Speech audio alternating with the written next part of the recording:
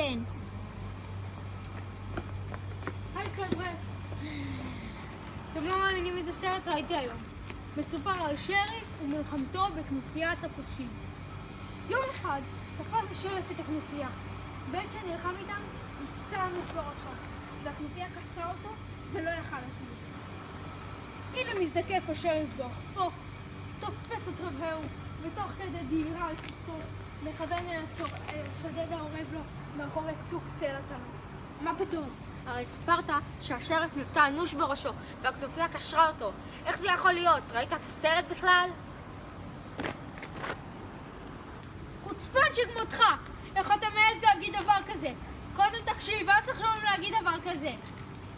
סיפרתי שעוזרו ביד ימינו של השריף הוא זה שנפצע, ולא השריף עצמו. אני אראה לכם אפילו, צילמתי.